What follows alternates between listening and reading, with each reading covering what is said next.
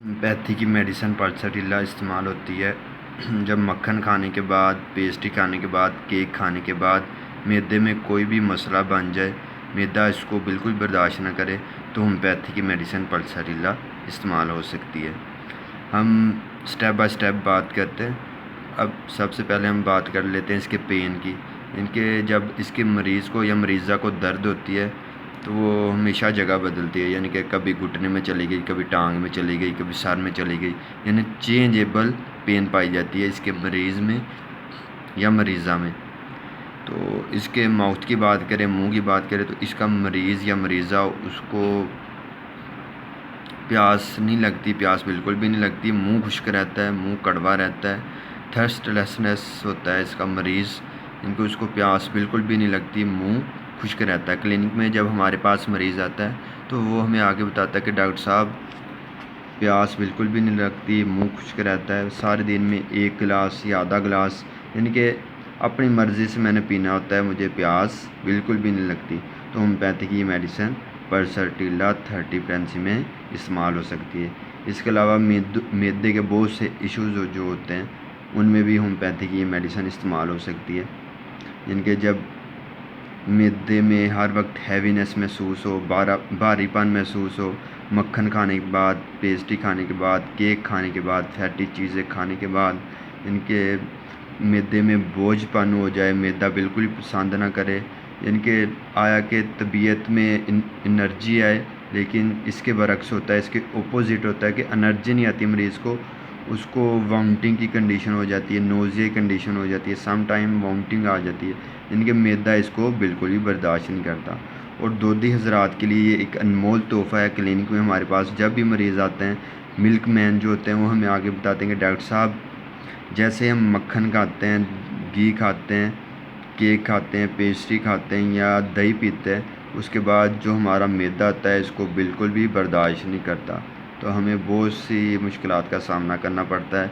Nausea condition हो जाती है, दिल ख़राब हो जाता है, बजाय इसके कि जिसम में एनर्जी आए, एनर्जी के बजाय वीकनेस हो जाती है।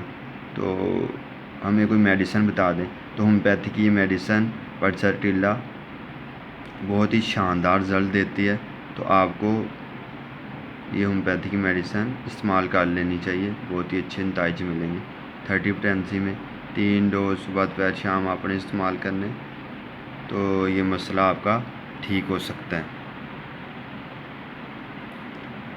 इसके अलावा फ़ीमेल के बहुत से जो इश्यूज़ होते हैं, एमनोरिया, डिस्मेनोरिया, जो मेंसेस होते हैं इर्रेगुलर आ रहे हो, यानी कि कभी देर से आते हैं, कभी जल्दी आते हैं, कभी लेट आते हैं, यानी कि इरेगुलरिटी पाई जाती हैं मेंसेस में, तो होम्योपैथी की मेडिसिन मेंसेस साइकिल में उस वक्त होम्योपैथी की मेडिसिन पल्सटीला इस्तेमाल हो सकती है। इसके अलावा जैसे ही जो बच्चियां होती हैं, जो बहनें होती हैं, बुलूगत एज को पहुंचती हैं, तो उनको मेनार्की यानी कि जो फर्स्ट मेंसेस होता है वो अपेयर नहीं हो रहा होता, तो होम्योपैथी की मेडिसिन पल्सटीला उस वक्त भी इस्तेमाल हो सकती है।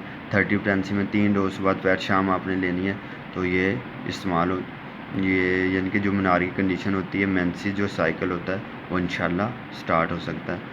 तो इसकी जो मरीज़ होता है या मरीज़ा होती है, उसको ओपन एयर की डिज़ायर होती है, खुली हवा को लाइक करता है, बंद कमरे में उसको घुटन महसूस होती है, तो उस वक्त भी ये होम्योपैथी की मेडिसिन इस्तेमाल हो सकती है। अब हम बात कर लेते हैं लास्ट में मेंटल सिम्पटम, इनके दिमागी अलामत में क्या क्या पाया जाता है। इसका जो मरीज़ होता है बहुत ज़्यादा नर्म मिजाज होता है, थोड़ी सी बात पे रोना शुरू कर देता है, थोड़ी सी बात पे हंसना शुरू कर देता है, यानी चेंजेबल मूड होता है। तो सॉरी, यहाँ पे मैं आपको बताता चलूँ इसके स्टूल के बारे में। इसका मरीज़ हमें क्लिनिक में आके बताता है कि डॉक्टर साहब मेरे स्टूल 2 एक जैसे नहीं होते, कभी पतला होता है, कभी स्लाइमी होता है, कभी अजीब सा होता है, यानी कि 2 स्टूल इसका मरीज़ा या मरीज़ हो उसके 2 स्टूल आपस में मिल नहीं रहे होते, उस वक्त भी होम्योपैथी की ये मेडिसिन पल्सटीला इस्तेमाल हो सकती है। तो बात कर रहे थे हम मेंटल सिम्पटम की, या दिमागी अलामत में इसका जो मरीज़ होता है थोड़ी सी बात पे और थोड़ी सी बात पे रोना शुरू कर देता है। जब अल्लाह न करे कोई, यानी कि उस पर कोई प्रॉब्लम आ रही है, कोई भी एंजाइटी का सामना करना पड़ रहा है, कोई भी मुश्किल आ गई है, तो नियर जो डेयर वन होता है उसकी डेथ हो जाए, उसके बाद अगर मरीज़ा हर वक्त रोती रहे, उसको तसल्ली दी जाए तो उसको इजी महसूस हो, यानी कि अमेलियोरेशन हो, अलामात में कमी हो, वो चुप हो जाए, यानी कि तसल्ली देने से उसके अलामात में कमी आए, तो उस वक्त भी होम्योपैथी की ये मेडिसिन पल्साटिल्ला 30 पोटेंसी में 3 डोज के बाद दोपहर शाम इस्तेमाल करने से ये मसला ठीक हो सकता है। तो आपने होम्योपैथी की पाकिस्तान में इजीली अवेलेबल है, मैं आपको बता देता हूँ, ये मसूद कंपनी की आपने 30 पोटेंसी में ये 3 डोज के बाद दोपहर शाम लेनी है। अगर इस किस्म की सिचुएशन का सामना करना पड़े जो मैंने आपको पीछे बताई हैं, तो उस वक्त होम्योपैथी की ये मेडिसिन मसूद कंपनी की आप इजीली पाकिस्तान से मिल जाएगी, ले सकते हैं। 30 पोटेंसी में 3 डोज के बाद दोपहर शाम लें तो जो स्टमनिंग की जितनी प्रॉब्लम है या मेंसेस का कोई इश्यूज़ है, इसके अलावा बहुत से जो प्रॉब्लम इसमें हल हो सकती हैं। तो जुड़े रहें डॉक्टर अब्दुल रहमान के साथ। इंशाल्लाह हम कल मिलेंगे अदर मेडिसिन के साथ। बहुत शुक्रिया।